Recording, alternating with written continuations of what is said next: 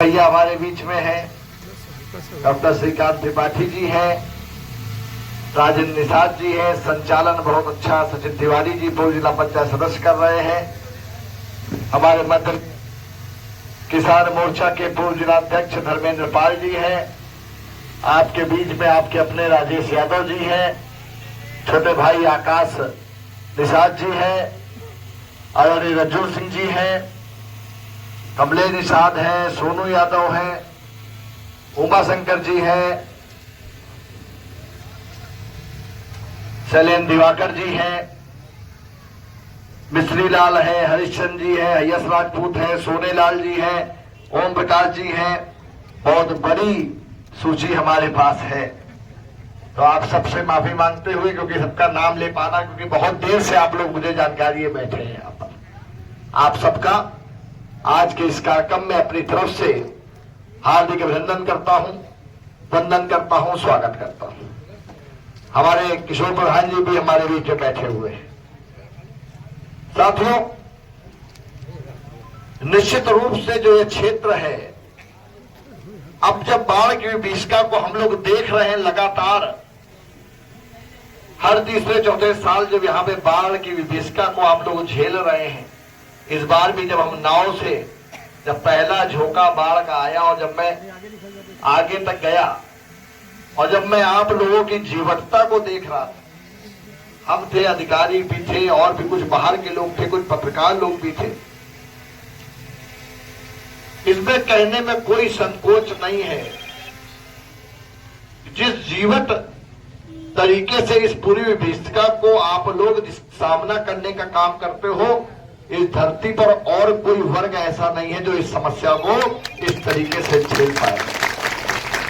क्षेत्र छोड़ जाएंगे, घर छोड़ जाएंगे, द्वार छोड़ जाएंगे, संकट झेलते हैं। सब लोग अपने आप को हताश और मजबूर पाते हैं, जो जिम्मेदार लोग हैं वो हताश और मजबूर पाते हैं, लेकिन आप लोग हंसते मुस्कुराते हुए उस समस्या को झेलते हो और फिर अपने कहीं ना कहीं उसी युद्ध स्तर पर अपने उसी पुराने समय को वापस लाने का प्रयास करते हैं। मां गंगा साक्षी है, ईश्वर साक्षी है। देखिए, राजनीति करने के लिए तो कोई भी किसी के अंदर कमियां और शिकायतें बताता रहेगा, गिनाता रहेगा। यह एक ऐसी समस्या है जिससे केवल अभिजीत सिंह सांगा को जिसका सामना नहीं करना है, जिसका सामना केवल आप लोगों को नहीं करना है, इस समस्या का सामना इस क्षेत्र से मतलब रखने वाले, इस क्षेत्र में रहने वाले हर व्यक्ति को इस समस्या का सामना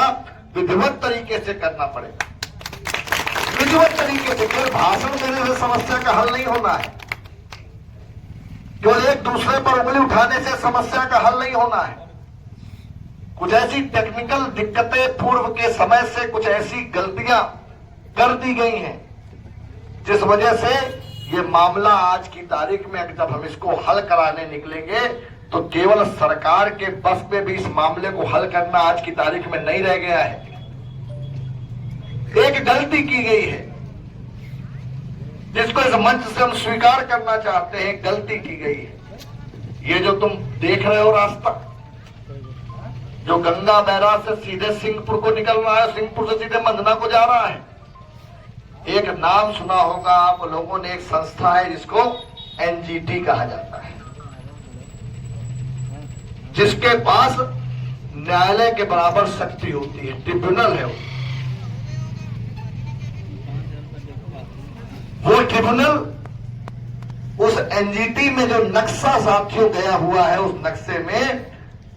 इस बंधे की, जो लोग मार्जिनल बंधे की बात कर रहे हैं, वो इस मार्ग को बंधा दिखाया गया है और पूरे क्षेत्र को डूब क्षेत्र दिखाया गया है। जब हमने योगी जी को इस शिकायत को आज से 3 साल पहले दिया, उन्होंने जांच करवाई, जब यहां से रिपोर्ट गई और जब रिपोर्ट को हमने पढ़ा और जब विशेषज्ञों से राय ली,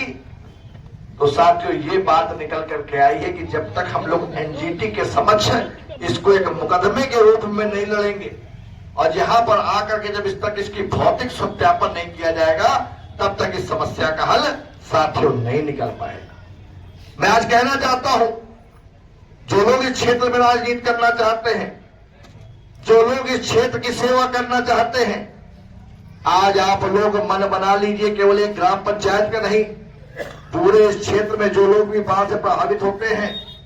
एक 11 लोगों की कमेटी बना लीजिए। एनजीटी के समक्ष मुकदमा लड़ा जाएगा और उस पूरे मुकदमे का खर्चा मैं स्वयं वहन करने का काम करूंगा। ये बात मैं आज आपके बीच में कहने आया हूं, लेकिन इसके लिए आपको संस्था बनानी पड़ेगी।